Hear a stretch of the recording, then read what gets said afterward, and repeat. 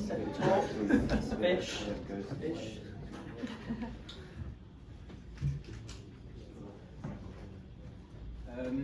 Hi everyone, my name is Viswadeep Sarangi, just call me Vish, and my talk is a very personal journey of developing AI for medicine over the past almost 6 years now. So, and it's going to be a little bit more technical. I'm going to talk about a lot of the challenges that I've faced as a scientist as well as an engineer, and the technical solutions that I have and my team have come up with to solve those situations that we came across. And this, by no means, I'm not claiming this to be an ideal solution at all. It's one of the solutions, and I'm happy to have discussions about any other ideas you might have about how to solve these problems after the talk. So in particular, I want to touch upon 3 roles that I've had when I've encountered these technical challenges. Firstly, as a researcher during my PhD, and then translating the research or the end product, the ML model we got from the research, into an actual engineered solution. And then now very heavily involved with the engineering aspect of a machine learning product. So 3 things. I'll start off with my PhD, pure research, translation from research to product, and then finally focusing purely on the product side. To go back to the PhD side, this was the problem that we was trying to solve. So we wanted to develop an AI that can diagnose different clinical gait conditions. We were particularly focusing on Parkinson's and osteoarthritis. And we wanted the AI to diagnose these diseases from somebody's walking style, because you get very subtle signs of these 2 diseases showing up in your walking very, very early on that you'd be able to figure out if you know what you're looking for. But a normal, lay people would not be able to figure it out. So we wanted to develop a solution for that. And it's very much a time series data classification problem, which has been done and studied quite extensively in literature. And so at first I thought this is going to be a straightforward problem. Time series classification has been done to death in AI. But there are a lot of challenges that we faced. Well, this is the example of what the data looks like. This is just an animation of 20 different points of the human body that we were tracking, and how those points moved in 3D space. And this is what the computer got to see. So the first problem, as with any sort of clinical AI question, we came across a lot of issues with ethical approval for data collection, which ended up being probably the most time-consuming aspect of the whole of our research. And then secondly, data size discrepancies. We had a massive control group, people who did not have the disease. And the people who had the disease was very, very few. So how do we solve that problem? And then there's very few models that can work on time series data directly. For a lot of these models, you have to reduce the time series data into a static feature representation, like SVMs or decision trees or any of these static models. So how do you go about doing that? And then finally, when I was going through the literature, a lot of papers mentioned that they would get this particular feature and they would feed it to the machine learning model and it gives yay % of accuracy. But why did you choose that feature? What was your reasoning behind it? Why not something else? And then finally, towards the end of the PhD, this was a lot of back and forth going on with the doctor saying, yeah, great, your model works, but how do we trust it? And that was a question that there were models that performed better, but then we couldn't explain those models because they tend to be very deep learning specific models. And these were the solutions that we implemented in the PhD. It was time consuming, but standard protocol. Data size, random sampling, data augmentation, and then towards the end we started using GANs, but that didn't quite make it into the thesis. And in terms of reducing it to a static feature vector, statistical descriptors like mean, standard deviation, skew, kurtosis, motion path signature, Fourier transforms, and wavelet transforms were the final set of feature extraction that we used when feeding it to the machine learning model. And in terms of the lack of reasoning, at the end of the PhD, we sort of realized it was still very much intuition-based. We kind of got why a lot of literature made that decision to get that set of features, and we tried it in our own problem statement. Some of it worked, some of it didn't work, and it was a lot of trial and error where the research group developed an intuition. Yeah, this makes sense, this might work, and that ended up being the crux of my PhD thesis, which was trying to create a structure for if you have a time series data, that is medical data, especially walking data, can you come up with a certain structure of is there an underlying philosophy that you can come up with to figure out how to best extract these features from the data? And then by the end of the PhD, we had a model that performed better. It was a deep learning based model, but we had to sacrifice that model because we couldn't explain why that model was doing what it was doing. And we had to go for a slightly less performant model that you could very much explain what features were important for that model. And that was the whole PhD. It was brilliant. These were the challenges we faced. And then at the end of the PhD, we were working with 3 other universities. We were working with the Florida Atlantic across the ocean. We were working with the York Teaching Hospital and the hospital in Addenbrooke's, which is the Cambridge University Hospital. And so the doctors came to us and they were like, great, you've done all this data collection. How do we use it? And we didn't have an answer. We're like, yeah, we've developed the model. We don't know how to give it to you. And that's when we asked for funding in order to translate this research into a product that can be put inside the doctor's clinic, and the doctor will be able to use it every day for assessing patients, not just for assessing patients, but also to provide virtual therapy, like virtual physiotherapy back to them. So this is the end product that you're looking at on the left side. That's me with the harness walking in front of the sensor. The data has been collected real time, and that's a real-time animation of a stick man, which represents me. And in the background is the machine learning model is doing its predictions and coming up with inference. But these circles you see on the ground is our first attempt at creating a virtual physiotherapist, where the product itself, the app itself, provides information about what to step on, how to stretch your legs, how to stretch it sideways, what's the best way in which you can come back to full normal standard gait walking style again. And that's Translate. Translate is a company that funds a lot of medtech research in the Yorkshire and Humber region, and they were also funding the postdoc. And the challenges we came across there was quite different from the research challenges. The first challenge was, it was NHS. They had their own digital infrastructure, and they were quite reluctant us just getting in there with our own tech stuff, and they were averse to anything that had the word AI on it. But that was the first hurdle we had to overcome. We had to convince them, and it took a very, very long time to let them just have our system in their clinic, gathering data. We're not even taking your patient data, we're just getting the features that we'll extract on-prem, inside your lab. We're not getting anything else. Also, NHS clinicians are super busy. We couldn't just get in there with our own system and say, hey, stop whatever you're doing, just use our system now. Nobody's gonna listen, your product will never get used. So it was trying to understand what the doctors are doing every day and try to minimize any disruption by them using this completely new AI system. And then they are very particular about the data pipelines. NHS doesn't want any data getting out of their digital infrastructure. And then at the end of the day, sure, you collect all this data, you make this inference, but you also have to provide the response back to the clinician. The clinician because that's what they want at the end of the day. They want a chart, or they want a graph. They want some number that they can try and figure out what to do with, and then comes the decision. So we weren't going to give them back all of these complicated confusion matrix results. We just wanted to give them one single number, one graph, one chart, and just make it as simple as it is for them. And the solutions we came across was, we told them, we're going to anonymize all your patients. We'll not take any standard patient data out. But we'll go a step further. We'll only get out the features we extract. So there's as low of a semblance with the raw data as possible. And that NHS agreed to. And then we were shadowing doctors and clinicians for quite a bit just to see what they do in their everyday practice. Like, how do patients come into them? What do they do? What buttons do they click on the computer? And how can we minimize any addition of buttons that they have to click? And then there were 2 additional people that were hired into the research group. We had a data security engineer who set up secure data pipelines, basically making sure we had encryption in all of the data that came out. And there was IP handshaking between their servers and our servers.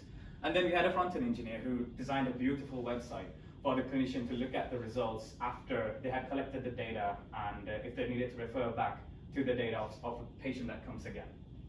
And I'm very happy to say that this system is currently working with clinicians in both the York Hospital as well as the Cambridge University Hospital at Addenbrooke's. But this was an interesting segue for me in particular to figure out that this whole world outside of just building a model, like the applicability, as Trevor mentioned, like it's great to build a model, it's great to publish papers on it, but somebody needs to use it, like it needs to have a life outside that. And which has got me now diving headfirst into the pure engineering aspect of things, where I'm working as an ML engineer for Sensign Health, and I've got my friend here, Joe here, who I work with in the same team. So I work with a team of 5 people. We've got 4 data scientists, we've got 1 ML engineer, and this was the latest algorithm that was approved by the regulatory body for predicting COVID-19. And this was not just for predicting COVID-19 for a single person, but also for management of hospitals. If you know how many people are having COVID-19, you can sort of chart what resources a hospital might need. So it's useful for a hospital as a whole, as well as for diagnosis of diseases of a single person. And this had its own complete set of challenges that came with it. And I'm going to focus very much on the engineering aspect of it. How do we make sure we get the data from the hospitals? How do we make sure we develop the infrastructure around training those machine learning models? And then how do we give the model back to the clinicians? And Joe is the expert on developing the model itself. So I'm going to talk everything around the actual model. Right, and so when I came to Sensign, there were a few challenges which were very different from anything that I encountered before. But firstly, there were a lot of, because when you're working on a model, you don't have infinite time to just work on any number of models and just click a button, let the model run for 3 days. You don't have that kind of luxury in the industry. So the first thing that we needed to solve was to quickly iterate over models as fast as possible, ideally parallelly training a bunch of them, essentially a grid search algorithm. And secondly, and this is something that I came across in my PhD a lot, I would train models, and then I would name them, and I would know when it was trained, and I would totally forget what feature set I used, totally forget what metadata, what was that model, what were the hyperparameters, what version of feature did I use. So basically this was a problem to solve. Lineage tracking of all the machine learning models, right from the raw data of what was the version of raw data till the feature version, till the machine learning model, and then finally storage of the models, version storage of the models and any associated artifacts. And this was automated standardization because we had patient data coming in constantly. We have patient data coming in every day from our US healthcare providers. We have data coming in from our NHS hospitals once in a while, but we don't have the luxury of just sitting there and standardizing it every time it comes to us. We needed to automate the data standardization of this whole pipeline. And then deployment at scale. Up until the postdoc, it was one system, ML model running, and then one client. But in here, you had so many clients that were asking for inference from this single machine learning model, and you needed to give back solutions quick. They're not going to wait for minutes or hours to get a response back. So how do you solve this? And then finally, updation of models without any service downtime. So the first 3 questions we solved using Azure Compute Clusters. So there's an Azure SDK, which is a brilliant SDK that's provided in Python, that you can leverage to bring up and down compute clusters wherever necessary. So you're completely cut off from the limitation of having to run the algorithms in your virtual machine itself, and virtual machines are very expensive. So if you want a beefy virtual machine, you're gonna have to pay a lot. But if you're going for compute clusters, then you can just spin up a beefy cluster whenever you want to use it, run your training model on it, store the model with all the lineage tracking, and then you can it automatically scales it down if you don't use it for like 15 minutes. So coding all of that into simple functions that can bring up and down any compute clusters. And then lineage tracking. MLflow does a brilliant job of providing all sorts of tracking, right from the start of a version of the Postgres database that you're using to any feature vector versioning that you're using, to the models that you're using and where do you store the models, including any metrics that you have associated with the models. Like any sort of performance metrics you have all of them in a single matrix, and you can easily compare. If you have like 50 different models running in parallel, you can compare which one performed the best, and then figure out how to deploy that particular model. In terms of, so that's one aspect, and we created a bespoke Python package which is internal to the company. All the standard Python requirements, it's version control at GitHub, CI/CD done in CircleCI, and initially we were using setup tools to do package dependency management, but it turned out to be a pain, so we just shifted to Poetry, and now it just works beautifully. And all of these three problems were solved by this one Python package, where you just call a single function, run your machine learning model on it, and it just does everything for you. In terms of standardization, the hospital provides us CSV files or tab delimited files once in a while. And then as soon as they put the files on the SFTP server, we have Scicop copy all those files to a Postgres database. And then we have DBT, the data build tool, automatically triggered, where you perform the standardization of the raw data, and now you have the ML ready data for the researchers to use, for them to build the next version of the model.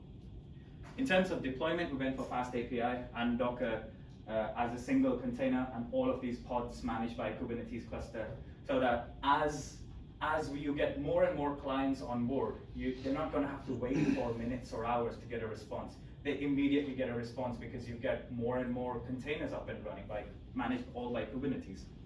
And every time we get a new version of the model, we don't want to completely cut off the existing clients, or we don't want to freak them out, because they'll be like, what happened? If the model just happens to be a freak model and it doesn't work as expected, then the client's going to freak out. They'll be like, it was working fine yesterday, what's up with it today?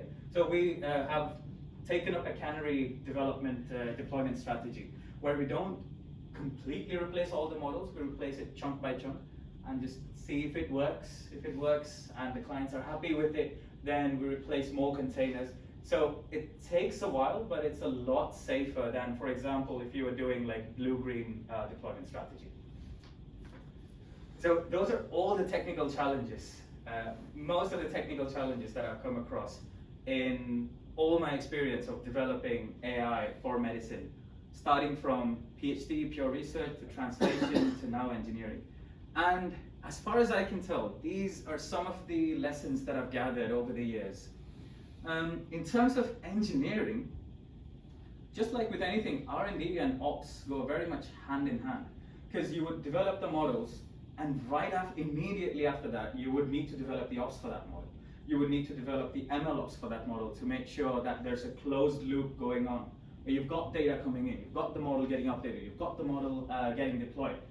That model which is deployed is collecting more data, which will update the model again, which will deploy the model again. So it's very interconnected, both R&D and ops. And it's extremely valuable for a machine learning engineer to know what R&D scientists, R&D researchers face, because otherwise you would just not connect with all of the problems that they're facing. I have noticed, however, that a lot of the engineering and ML ops part is quite generic. Like it's very similar to how you would deploy an app in general. It just so happens that it's a machine learning model in this case. And the machine learning model specific parts are the data ingestion pipelines, because you need to have very secure data for medical data, and the ML ops part. R&D tends to be very clinically specific. You can use generic approaches that you would use for any time series data analysis, but it will only get you so far. And then to squeeze out that last bit of performance, you need to know the clinical context, which was a big thing during the PhD, because standard time series data analysis will get you so far, but then after that, you're just lost if you don't know what the clinicians are looking at. And it requires a lot of domain expertise, and aggregated metrics will only get you so far. And I'm pretty sure it's the same problem that a lot of the ML community is facing, but data is just sparse everywhere. We never get enough test data. We get enough control data, but the test data, you have to get really creative with making sure that the sample sizes are not too off between the control and the test. and is generally unstandardized, like the ones we face. The kind of data we get from UK is very different from the kind of data you get from the US. The standardization is just necessary for you to glean all the information you can. And as always, high data, quality data is just gold. And medical legislation, getting something through regulatory compliance, is very complex. Thank you.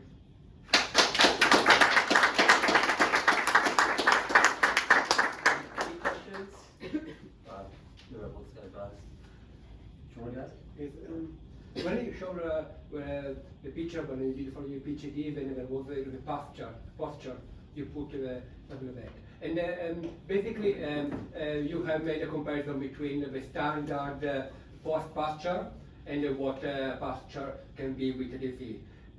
How did you get to the standard, I know that you tested yourself, a standard posture? Because maybe, I don't know if it makes difference, but maybe during the morning have a different posture, may affect a little bit the posture, or people of different ethnicity, for different countries, maybe can walk in a different way, maybe it can make a difference.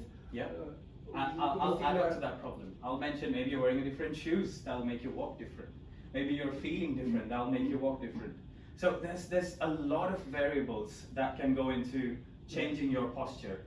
But there's been some overarching variables which has been studied in literature, like for example your feelings. That's one that tends to be your age, that tends to be one of them. Whether you're a man or a woman, that tends to be one of them. But also because they have in literature specified what the difference is, in the initial standardization phase, we try to reduce those variables as much as possible.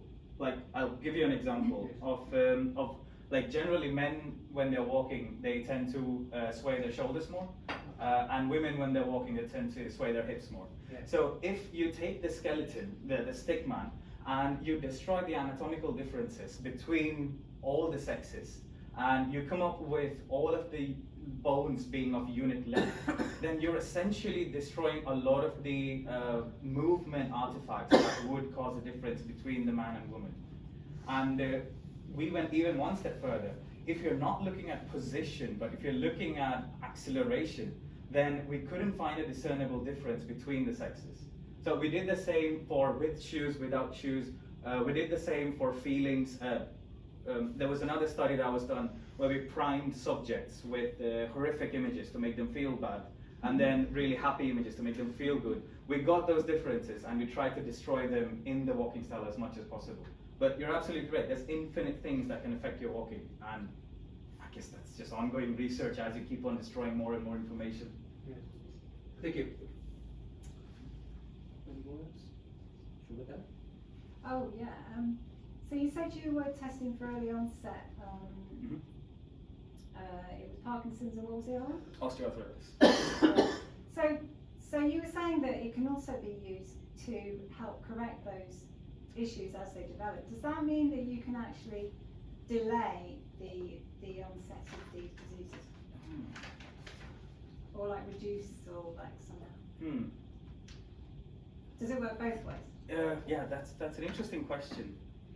I don't know whether you can delay the onset, but this study, especially for osteoarthritis, basically came out of another study that said if you catch somebody with osteoarthritis early on, you can potentially reverse it with stem cell therapy. So the challenge was catching them early on. And sorry, it's just that you were talking about improving their gait or something. So I thought, well, why would you want to improve their gait unless it's got some advantage? Well, that was the solution that's generally given by the physiotherapists themselves. If somebody has got osteoarthritis, then you get pain in your knee and your hip, and you have a maladaptation. In order to reduce the pain, people start walking differently in order to not feel the pain. And because you start walking so differently over time, the doctors notice you've got osteoarthritis. So now you're medicated, so you don't feel the pain, but you've gotten used to walking a certain way. So you have to train yourself to walk normal again. Yeah. Right. Thanks. So I have two questions. I guess the first question is similar to the one asked before. Regarding the standardization of the data, what was exactly did you deal with images alongside other features, and when you have outliers in these data, how were you able to really detect the outlier and say that this is an outlier? This is the first question. The second one, I didn't really get the point in the canary deployment strategy. When you said you replace chunks, like how can you replace chunks of, you have the model running in a container.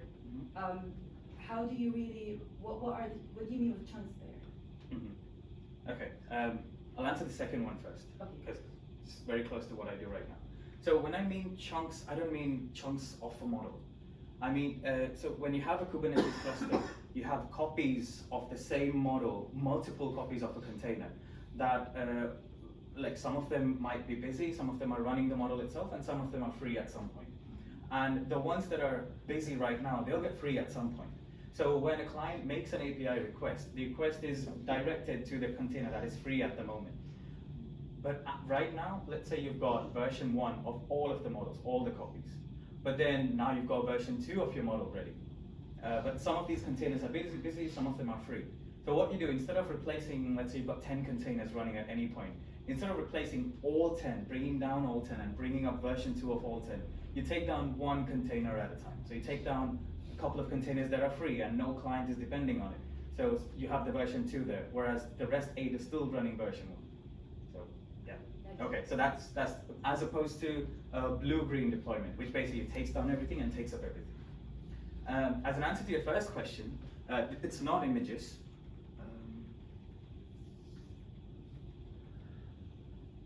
So this is a, try and run these. So you see this skeleton here, there's a few squares in here. There's these yellow squares, the red ones, and the green head.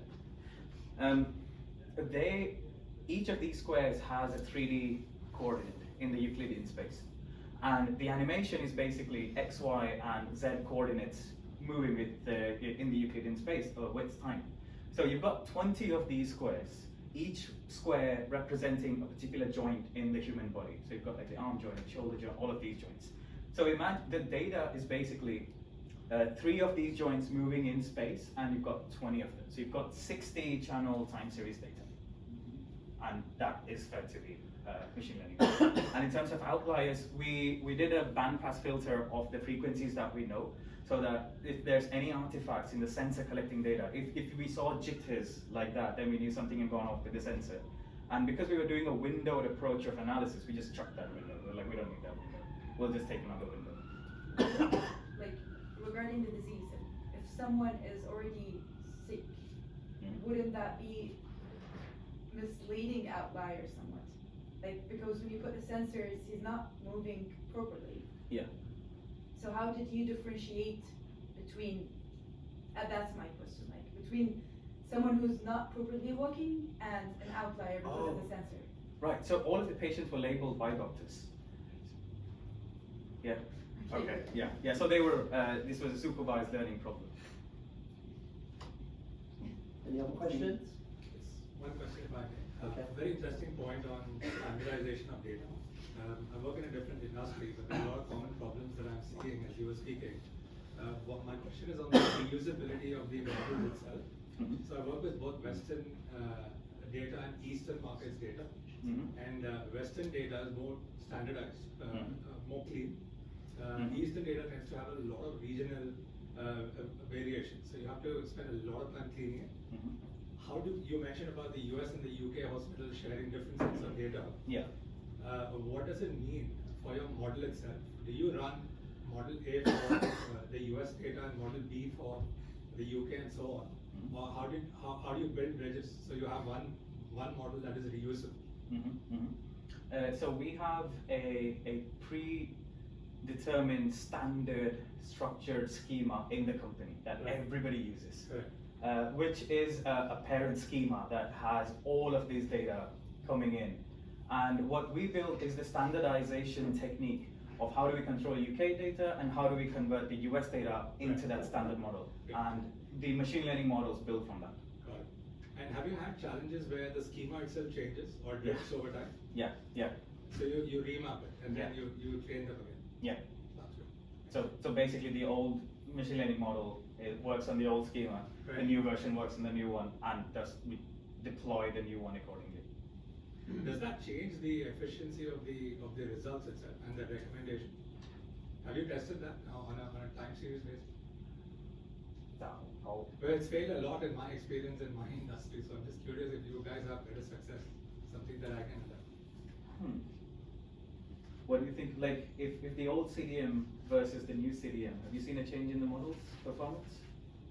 Not so much, no. More efficiency, yeah. Interesting. Maybe we can connect offline. Yeah, I mean, I know, you can just meet up after the talk. Thank you. Good, any more questions? Thanks, Vish. Yeah, thanks Vish. Big thank you to Vish and a big thank you to Trevor. We now have more time for some food and drinks, and also thank you all for coming out as well. Enjoy the rest of the evening, and also there's some surveys in front of you. Please do scan the QR code and let us know how we've done tonight. And yeah, enjoy the rest of the evening. Thank you.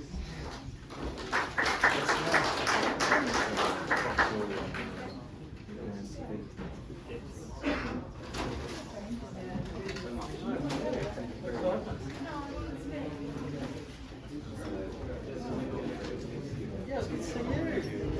Well, let us know.